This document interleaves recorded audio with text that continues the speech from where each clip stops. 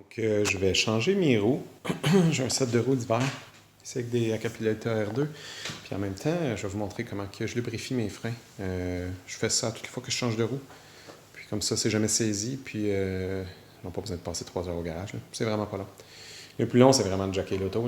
Puis d'enlever les roues. Là. Fait que première étape, je vais juste vous montrer ce que j'ai sur le jack. Là. C'est une plate. C'est Jackstand qui fait ça. Jack Point, Jackstand. Fait que ça, c'est fait pour aller sur un body de char ordinaire. Puis moi, j'ai des pins qui se rentrent dedans. Ouais. Puis ça fit directement en dessous, là, sur le pad qui est ici. Là. Puis ben, ça va avec des pattes comme ça, là, qu'on peut le tenir dans les airs quand on travaille sur quelque chose. Mais j'en aurais pas de besoin aujourd'hui. Fait que premier truc, c'est qu'il faut le mettre en jack mode. Donc, auto. Faut lever la suspension. Pour faire ça, il faut fermer la porte puis l'allumer. Donc, suspension.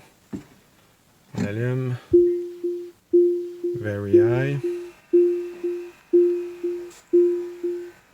On a fini de monter. On met en jack mode. Ça fixe la suspension. Suspension leveling disabled. Puis là, je vais aller chercher mon tripod. Je commence ça. Et quelques minutes plus tard, je sorti mon jack. C'est un pack à batterie Makita avec l'adaptateur de douille pour mettre une douille. C'est passé fort pour enlever les studs, mais ça va plus vite. Breaker bar avec un socket 21 mm. Un kit de punch. Prenez ça sur Amazon pas cher. Marteau.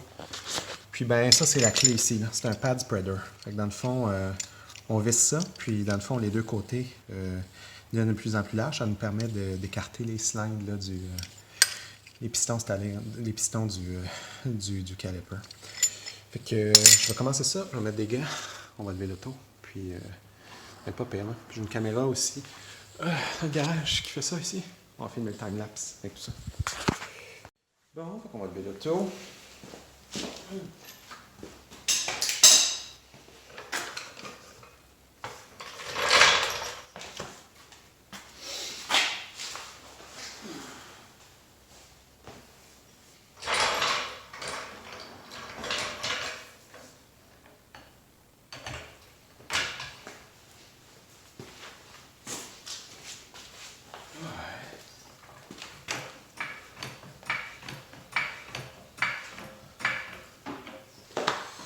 On lisse les roues avec la breaker bar. J'ai checké sa caméra pas pire alignée. Voilà, on bouge un petit peu. On se met ici. Comme ça, au bord. Comme ça. Alright.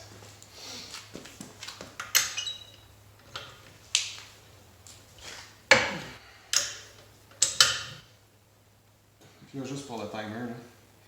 15h26.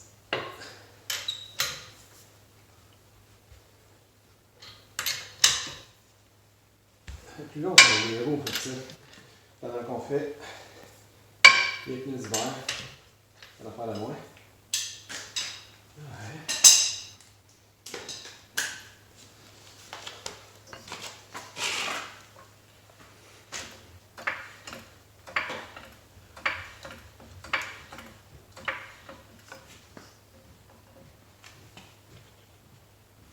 Une seconde. Ouais, ça fait encore ça. Ouais.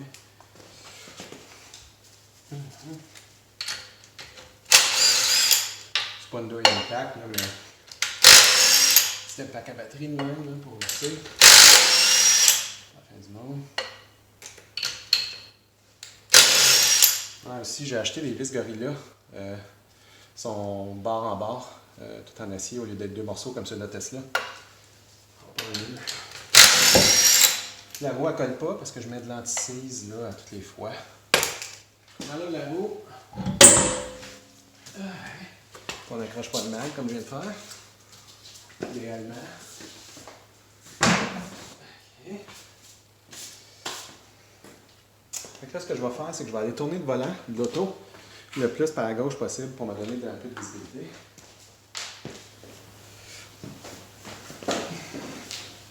juste voir si on voit bien. Ouais, on voit bien. OK. Fait que dans le fond, c'est relativement simple. Il y a 2 pins ici. Puis,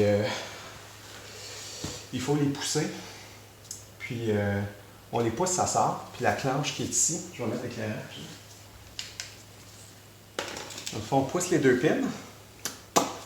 On enlève cette clenche-là. Puis après ça, on n'a rien besoin de défaire. Les pads vont sortir. Fait que là, je vais sortir le bon punch. De mémoire, c'est celui-là. Punch un 8.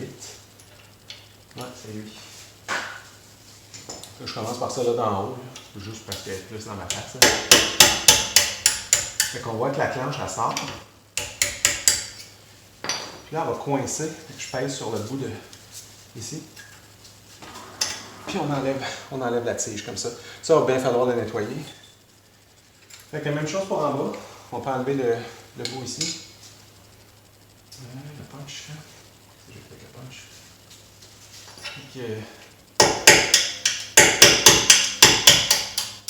Ça. Et voilà. La deuxième clenche. Puis là, les pads sont souvent, quand on dit qu'ils sont saisis, là, c'est parce qu'ils sont coincés là-dedans. Ce qui aide, c'est que moi, j'utilise mon truc pour les écarter un peu. Fait que je me mets dans le milieu en bas. Puis je les écarte. Puis ce que ça fait, dans le fond, c'est que ça écrase les pistons des étriers pour nous aider à les sortir. Là. Je l'ai fait en bas. Il y a 2 sets de pistons. Un ici et un ici. Je les refais en haut, même chose.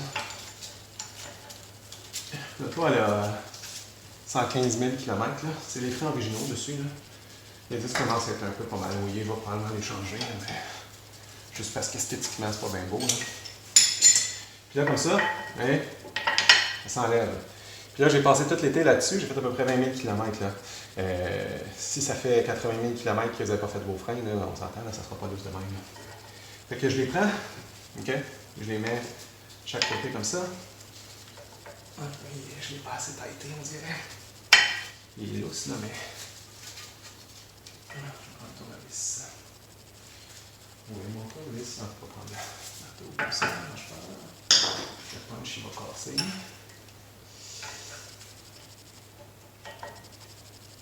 OK. Il est juste coincé un petit peu. Je vais passer la lampe comme ça. Ça prendrait un tournevis, là, juste pour dire. Et voilà, un petit ridge sur le côté. Il se forme un genre de petit ridge ici sur le bord. L'idéal, c'est de le limer. Je le fais peut-être là, tous les 2 ans. Là, ça fait peut-être 1 an et demi. Ça fait 3 changements que je ne le fais pas. Fait que des fois, ils ne veulent pas sortir parce qu'il est appliqué ici. Là, puis là, il faut qu'il sorte par-dessus le petit ridge. Fait que l'idéal, c'est peut-être aux 2-3 ans, là, on débarque les disques puis on les lime. Fait que là, ça fait 1 an et demi, j'ai pas eu besoin de le faire. Fait que là, on voit les pistons. Là, ce que je fais pour être vraiment sûr, c'est que je rentre mon outil puis j'écarte les pistons au maximum. Question qui bouge pour avoir plus de travel, ça les empêche de saisir dans le fond. Là. Ça, c'est une version super cheap de l'outil. Je prenais ça sur Amazon, il va un peu mal. Tu sais, t'en fais pas l'acheter de quoi de professionnel. Là. Je fais ça 4 fois par année. Là. 2 fois par année. Fait que là, je tape les pistons comme ça.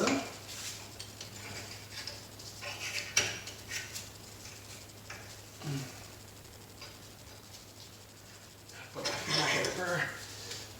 Comme ça. Ça, c'est beau. Je vérifie en dedans. Tout est pas correct. Les cils ne sont pas écrasés. Tout est beau. Ah, j'ai oublié moi. J'ai pas une guinée. Tu vois. Shop towel, là. Je sais pas ce qu'on. Puis là, si c'est la première fois que vous le faites, il va y avoir pas mal de merde dans le fond. Ça prendrait une petite brosse, là. Une brosse d'acier. Mais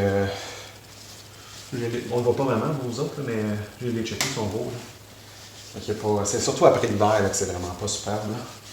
Et ce que je fais, c'est que je prends un shop towel comme ça, je le rentre dedans, puis on le prend de l'autre côté, puis je nettoie même juste pour enlever toute la merde qu'il y a là. Puis, fait que c'est de chaque côté, en haut, en bas. Comme ça. Là, je commence par en haut. Même chose ici. Un petit peu plus de la marde de ce côté-là à cause qu'il y a le shield. Là, je un mon tournevis que j'ai pas. Encore le punch. Juste pour aller peser dessus ici. Comme ça. Même chose en haut.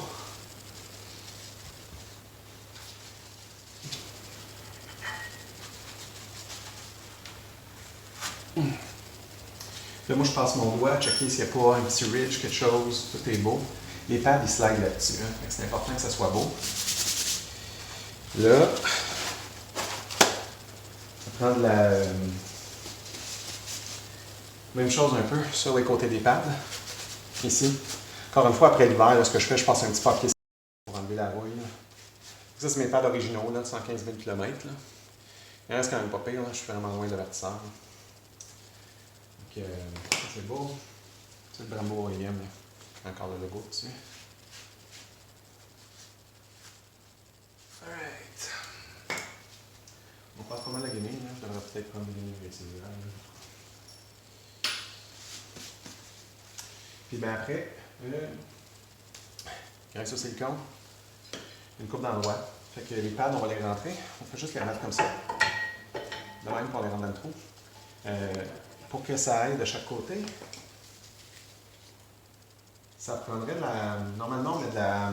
Il y en a à base de cuivre qu'on met de chaque côté ici, où les cylindres arrivent, là, les pistons arrivent, mais j'en ai pas. Fait que j'en mets juste pas. Là. Fait que là, je fais juste en mettre un petit peu. L'important, c'est de ne pas contaminer la surface du disque. Là. Fait qu'on se met vers l'extérieur comme ça. Puis là, on rentre de même. Fait que là, lui, il devrait super bien slider.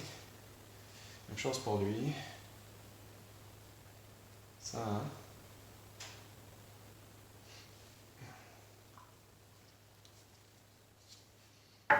On rentre ça là. La ligne est trop, hein? Puis là, elle, ici, c'est la clip qui s'en vient appuyer dessus. Là. Puis elle appuie dans le centre, ici, entre les deux. Fait que je vais mettre de la graisse ici, tantôt, en remettant les pins. Fait que là, les pins, il faut les nettoyer. Ils vont venir super belles, là, s'ils ne sont pas trop rouillés. Puis sinon, quand vous achetez des pads, ça vient avec. Fait qu'il y a un bout qui a comme un bout noir là-dessus. Ça, c'est le côté qui va de l'autre côté. C'est ça qui coince. C'est une espèce de circlip. Puis l'autre côté, il est comme en point dessus. C'est ça qui rentre dans le bout qui est plus petit ici. Là. Fait que je les nettoie. Comme ça. Puis là, ben, on commence par la première. Elle rentre en arrière. Puis là, ça se peut qu'on aille à pousser, jouer un peu avec les pads là, pour que ça fitte.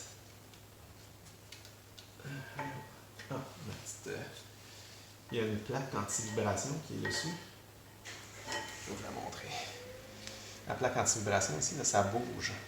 Ça s'enlève de même. Là. Fait que si elle est mal alignée, ils sont supposés la tenir, là, mais quand elle commence à avoir un peu de millage, de même, ça débarque. Là. Fait que ça se peut qu'elle soit un petit peu désalignée.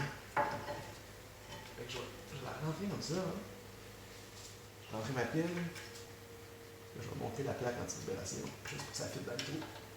Fait que là, la pine, elle va rentrer. On la voit bien. On va faire la même affaire de l'autre côté. Hein. On la ligne dans le trou. On peut regarder dans l'avant. S'il est bien dans le trou, tout est beau. On la cogne. Je prends un maillet comme ça au début, soft, pour bien casser. Il n'est pas à bonne place du tout. Placer. Ça, je veux comme le montrer à la caméra.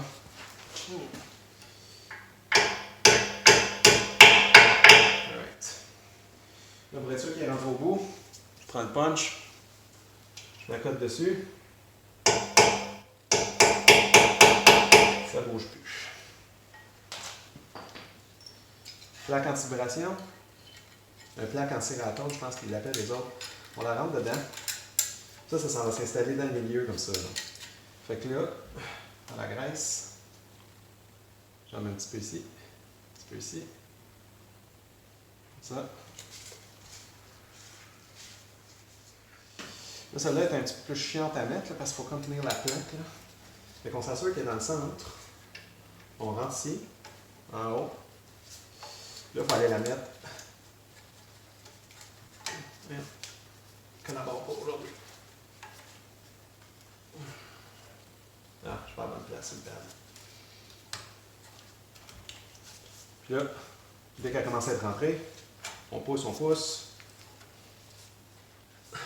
On regarde au bout. C'est dans son trou. Puis on la rentre.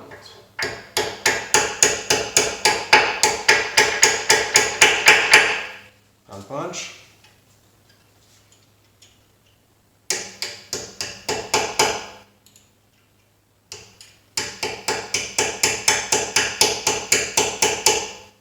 Puis là, on s'assure que la plaque est vraiment centrée. Fait qu'on joue avec un peu, là. Puis elle va se placer dans le milieu, entre les pads. Là, c'est super important, on a reculé les pads. Si on appuie sur le frein, elle va caler, la pédale va caler presque jusqu'au fond. Faites bien attention la première fois que vous reculez. On s'assoit dans l'auto, on pompe les breaks une couple de fois. Les pads vont se squeezer.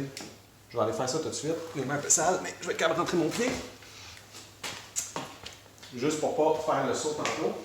Puis en même temps, je vais retourner le volant. Puis là, il est quoi? 15h41. On est barré.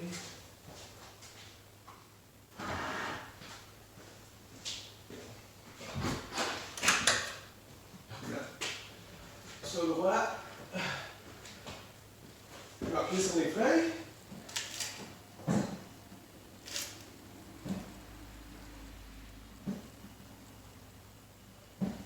La pédale est devenue dure.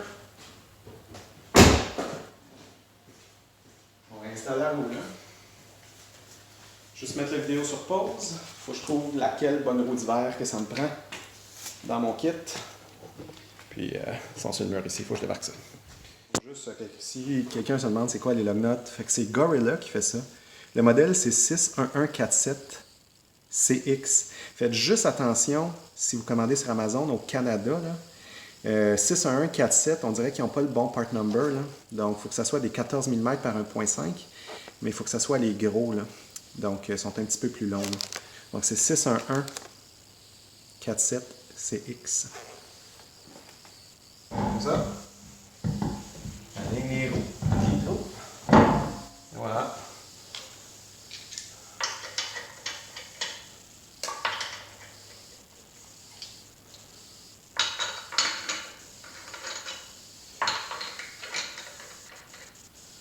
Encore une fois, le sac à batterie, pas assez fort pour faire quoi que ce soit. C'est juste assez pour la coter.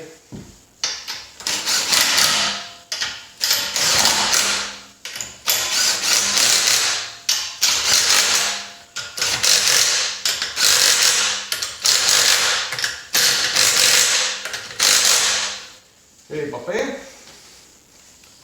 On la redescend.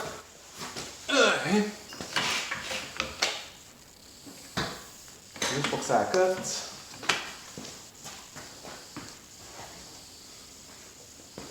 Le French. C'est 130 livres pieds, t'as assis là. En tout cas, sur le modèle ici.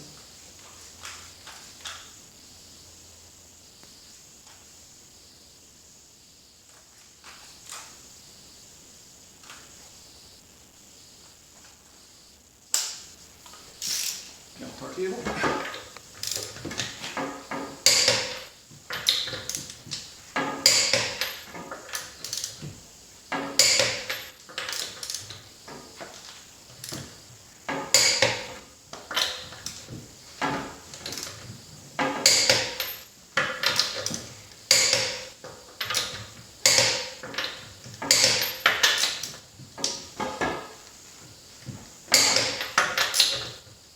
C'est important, torque wrench, on met ça à zéro. Même entre chacune des roues. Là, je vais vérifier la pression, même si je pars le compresseur, ça s'entendra plus. That's it. Accentaire, puis c'est fini. Et voilà, on a un point de fait. Roue d'hiver installée. Vérification des breaks faites. Donc ici, j'ai décidé de faire un time-lapse, qualité d'image un peu moins bonne. Je n'avais pas regardé les paramètres. Là. Mais bon, c'est la roue arrière à côté droit. On lève la roue avec l'impact, le kit. On peut évidemment pas le tourner pour se donner de la visibilité, mais c'est le même principe. Là. Donc, juste petite note, là, moi j'ai une 85D 2015. Donc, les calipers arrière sont comme en avant, puis j'ai un parking brake séparé. Les nouveaux modèles ne sont pas comme ça, à moins que vous ayez une P. Donc, j'enlève les pads, je spread les pistons. Euh, Même truc qu'en avant, là. On nettoie tout ça. J'avais pas de brake cleaner parce que j'en aurais utilisé à ce moment-là, là. On met graisse au silicone, nettoie les pins. On réinstalle les pins. Vous allez voir, c'est un petit peu difficile à tapocher avec le marteau en arrière là, pour mettre ça droit. Mais quand on pogne la twist, là, ça se fait. C'est déjà terminé là, de ce côté-là. Je suis allé chercher la roue. Donc, un petit peu d'anticise à l'intérieur du cône. J'installe la roue. Encore. On met ça à l'impact. Pas besoin de le remettre à terre, les roues arrière, le parking brake, il tient pour faire le time-lapse. Donc ça, c'est terminé. On arrive de l'autre côté, côté gauche. Je traîne mon jack. Puis dans le fond, c'est la même chose là, que l'autre côté en avant, là. Donc, c'est ça. On lève l'auto. Je vais aller chercher des outils de l'autre côté, la lampe, puis tout ce que j'ai de besoin. Je laisse l'auto par terre. On laisse les roues, juste un petit peu. On lève la roue. Utilise l'impact pour enlever les 5 notes. Ça, c'est bien décollé. Puis là, j'ai décidé de ne pas tourner la roue, là. C'était pour montrer pour la caméra tantôt. Quand on l'a fait quelques fois, on n'a pas besoin de tourner la roue pour avoir la bonne vue. Donc, je m'installe. On sort les pins. C'est en version 5X, là, c'est 5 fois accéléré. On utilise le pad spreader. Je m'accroche sur les oreilles du pad pour les écarter. On sort les pads. Ils sont bien sortis cette fois-là.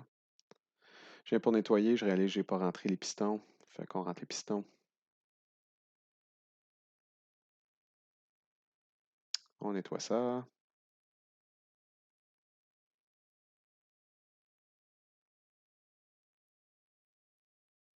Nettoie les pads. Après l'hiver, là, je vais les passer un petit peu un coup de papier sablé. Mais la graisse au silicone, on rentre ça. Après ça, on rentre une pin. On la nettoie. Rentre la pin en arrière. J'ai eu de la misère à l'aligner un petit peu, là. Ça m'a pris un petit peu de temps, là. J'aurais peut-être dû tourner la roue finalement. Je graisse les pins.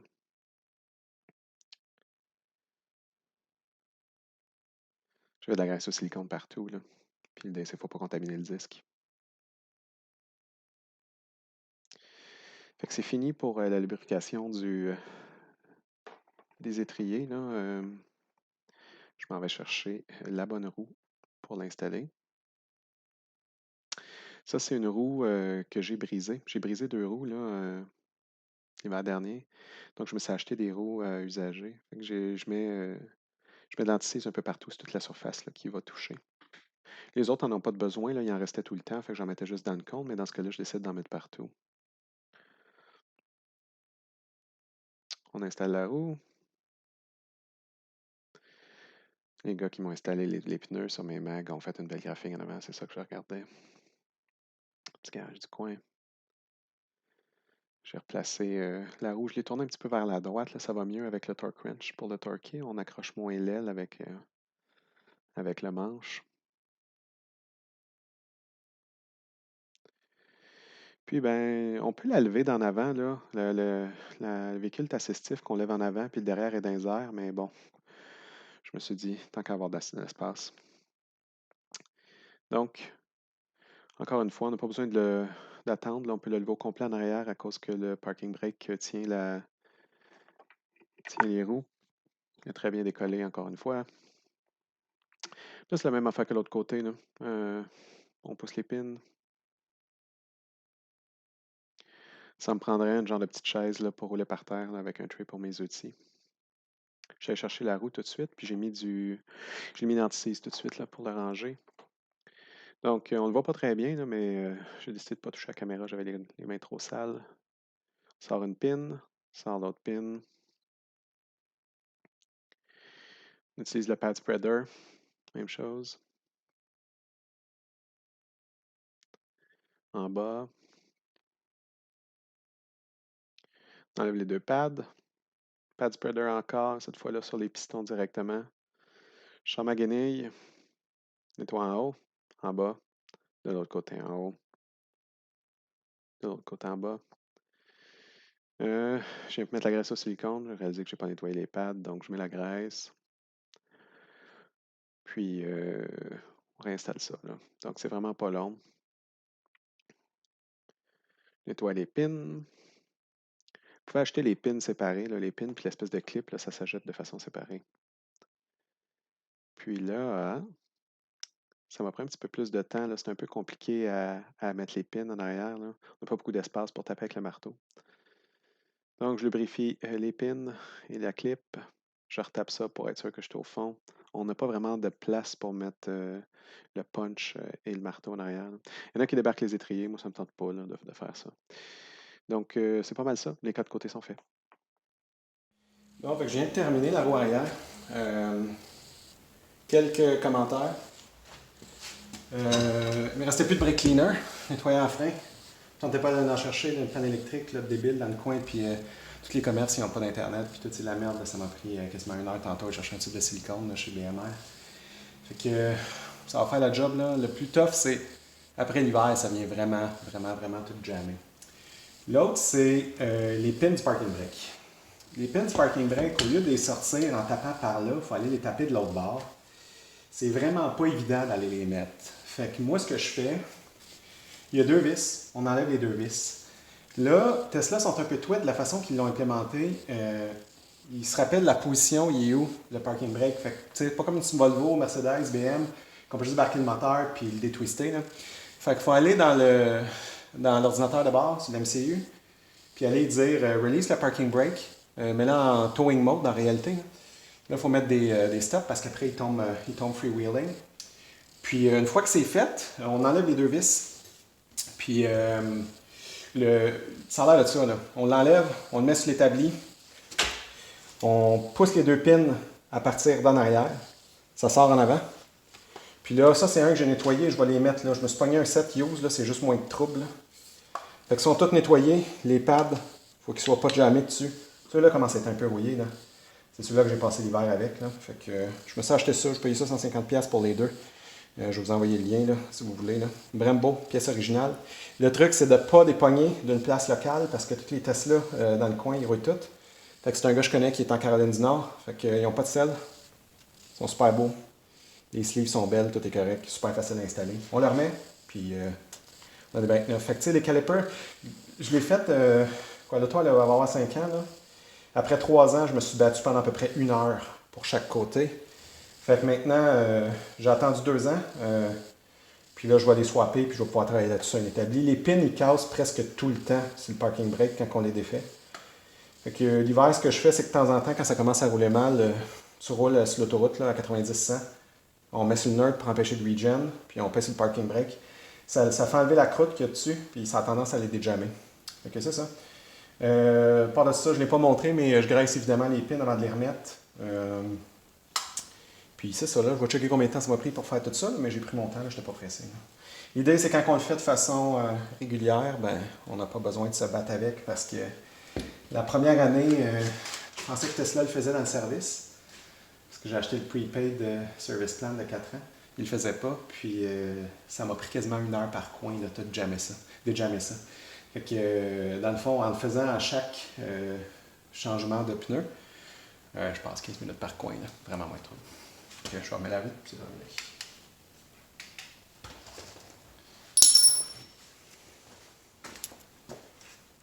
Donc, un autre petit time-lapse là, que moi qui installe la roue juste pour compléter l'histoire. Encore qualité vraiment mauvaise, là, 720p. Sur une vidéo en 4K, là, c'est un petit peu bizarre. Donc, vraiment pas compliqué. Surtout en arrière. Torque wrench, 130 livres-pieds. Puis on torque ça, on débarque.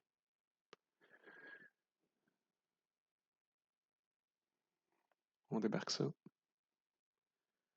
Du jack. Et la job est terminée.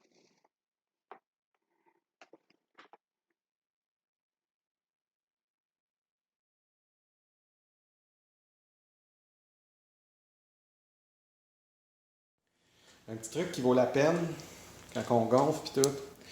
Un manomètre automatique comme ça. On a la pression. Quand on tire sur la gâchette, ça met de l'air. Il y a un bouton sur le côté. Ça enlève de l'air. Fait qu'on n'a pas besoin de se battre à l'enlever, le remettre, l'enlever, le remettre.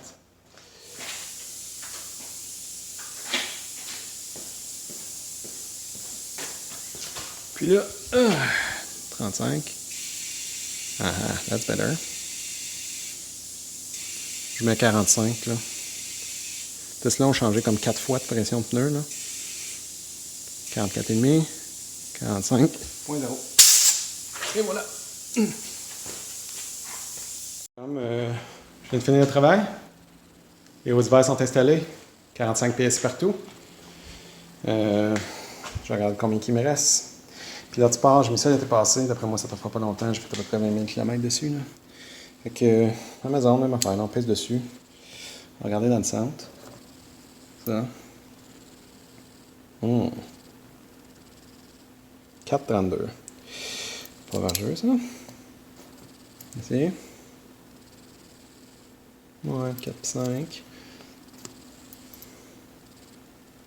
Ouais, 5. 4,5,32, c'est pilote sport qui est avant.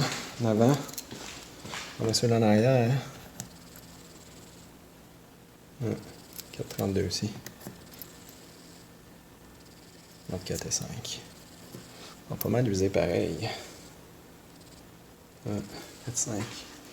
Pour le fun, j'ai un Capilita R2 flambant neuf qui n'a jamais roulé ici.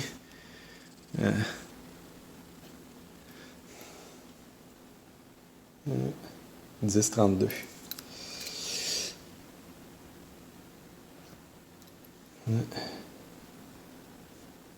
Ouais, 10,32. Juste combien il me reste là-dessus. Ah, faut pas que j'oublie de remettre le bouchon. Regardez ici pour le fun. Eh oh, 4,32. Ah non, ok, j'étais pas dans le crack.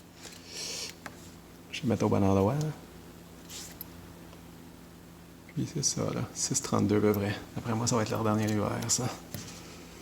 Parce que. Ils sont un peu bizarres, les trades, là, de la Capelita, là. Ouais, 6,32. Dernier hiver, c'est sûr. Fait que, dans le fond, c'est ça que je disais.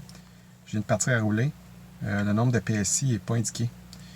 Donc, je vais aller rouler un petit peu. Je pense qu'une certaine vitesse ou un délai. Puis les TPMS vont se resetter. Puis je vais avoir un message. Donc, j'ai roulé un petit peu. Je vois la pression des pneus. Je vais la vérifier, là, qu'elle était vraiment 45 tantôt. Là. Puis on a le message. On a détecté nouvelle configuration. Ça a changé un petit peu. Là. Fait que, il me dit faut que je sois sur le parc. Sur le parc. Contrôle. Service. All configuration. 19 Silver Base. Confirm. Et voilà. On est en business. Donc, c'est ça, un petit time-lapse. Je commence vers 15h20. Ça inclut le temps de tout, là, swap des tires, le ramassage, tout le kit. Puis, j'ai vérifié le millage, là, 23 000 km sur les PS3, 32 000 km sur les Acapelta. Donc, 17 heures, j'ai presque fini. Ça inclut le temps de ramasser, puis d'aller faire la ride avec l'auto. Donc, c'est ça, 2 heures au total, tout est fini.